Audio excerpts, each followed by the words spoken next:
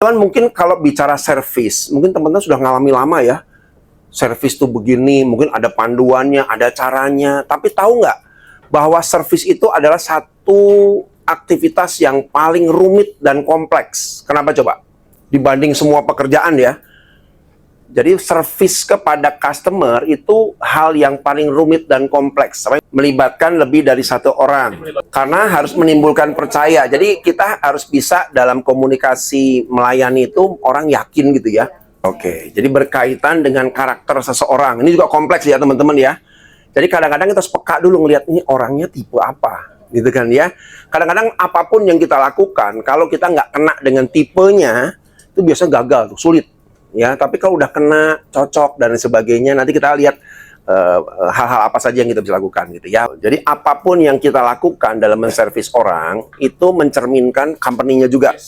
Oke, kita akan bahas dulu mengenai tahapan pertama, yaitu apa? Build a quality service mindset. Kenapa saya senang bicara mindset, Pak? Karena sebenarnya kalau kita bicara service itu rumusannya tuh rumit gitu ya. Dari pengalaman saya ya, ini kok beda ya, ini beda, tergantung company-nya, tergantung jenis industrinya, tergantung karakter konsumennya, ya kan?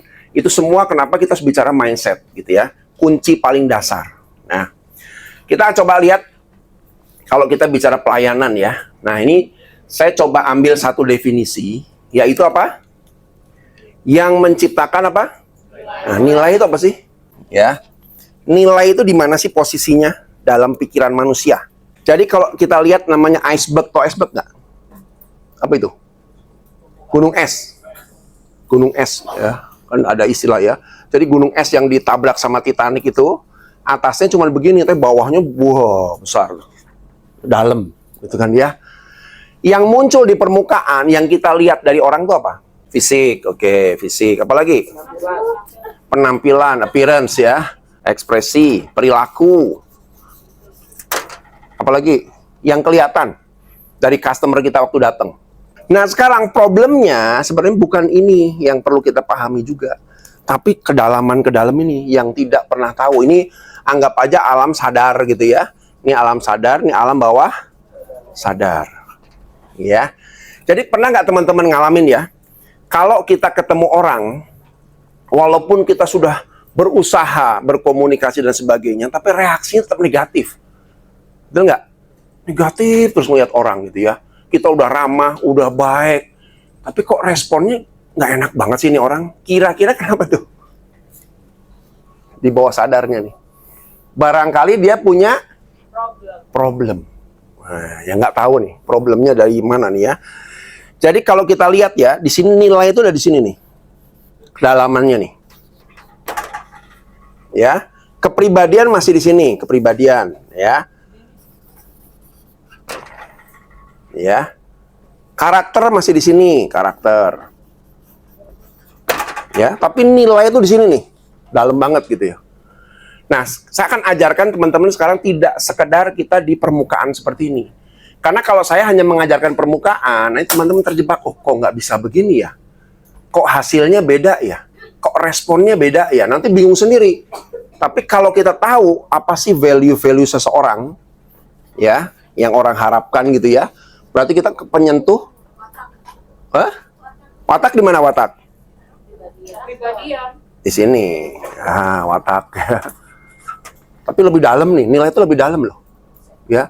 Kenapa ada orang, misalnya contoh ini ya, kenapa ada orang yang walaupun dia tahu bahwa olahraga itu baik, tapi dia nggak olahraga. Udah dinasehatin gitu kan dia, udah dikasih tahu kalau sakit gimana, tetap aja begitu. Karena problemnya bukan soal di sini. Bukan soal pikirannya, pemikirannya, tapi soal value. Kalau ada orang, yang penting saya mau makan enak, mumpung masih bisa. Coba, orang begitu susah loh disuruh sehat. Betul nggak? Karena buat dia ya pokoknya saya fun aja. Sementara ada makanan yang enak, saya makan. Nah itu nilai itu. Ya, jadi teman-teman nanti akan banyak belajar menemukan nilai orang-orang tuh apa sih sebenarnya, ya, supaya kita bisa tahu tuh, oh berarti seni saya dalam melakukan service itu seperti apa, gitu ya. Nah itu kira-kira seperti itu. Nah yang menarik lagi apa? Ini itu bukan sebuah kata kerja yang bersifat aktif. Pelayanan tuh. Ya, bukan statis, ya, tapi aktif, bukan pasif, dinamis. Kenapa tuh dinamis? Bisa berubah-ubah, betul. Hari ini saya ketemu si klien yang sama nih, nasabah yang sama. Besok ketemu lagi, bisa beda nggak reaksinya? Bisa beda. Besok lagi, bisa beda. Besok, susah kita. Waduh, gimana ya teorinya nih ngadepin orang begini, gitu kan ya? Jadi kita nggak bisa menggunakan satu cara terhadap satu orang. Kadang-kadang berubah-ubah, gitu ya. Lalu harus proaktif, bukan reaktif, ya. Sekarang saya tanya gini, kalau ada nasabah, ya, sampai dia bertanya, gitu ya, Mbak, ini dokumennya yang mana? Apa bedanya dengan kalau misalnya sebelum orang itu nanya, oh dia pasti ada dokumen, gue kasih dulu deh, Pak, Bu, sorry Bu, ini dokumennya Bu ya.